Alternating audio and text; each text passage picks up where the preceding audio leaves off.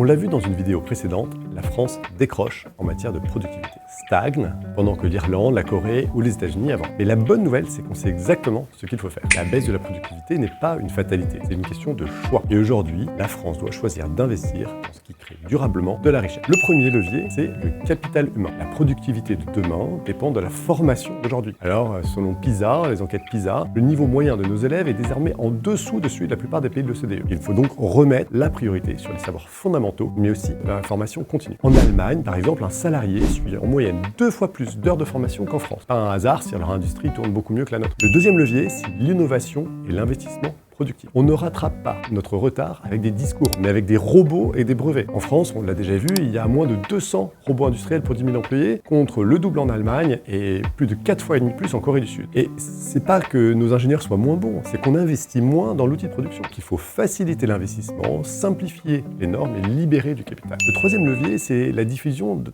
technologies. Par exemple, l'intelligence artificielle ou la robotique, ça ne doit pas rester réservé à quelques grandes entreprises. Aux États-Unis, 60% des PME utilisent déjà des outils d'automatisation. En France, c'est moins de 30%. Le résultat, c'est un écart de productivité qui se creuse année après année. Et enfin, il faut réformer les incitations économiques. Aujourd'hui, nos exonérations de charges sur les bas salaires créent ce qu'on appelle une trappe à SMIC, une trappe à bas salaire, avec 17% des salariés français qui restent bloqués au salaire minimum, contre seulement 6% en Allemagne. Si on veut libérer les talents, il faut encourager la montée en compétences, pas la stagnation. Relancer de la productivité, c'est pas travailler plus, c'est travailler mieux. Mieux formé, mieux équipé, mieux incité. Donc la productivité, c'est pas un mot d'économiste, c'est la clé du pouvoir d'achat, de la compétitivité et du progrès social. Alors je vous pose la question, qu'est-ce qu'on veut faire pour redevenir un pays qui invente, qui produit, qui forme? Si vous êtes d'accord sur le fait que c'est une priorité, alors abonnez-vous et dites-le moi en commentaire.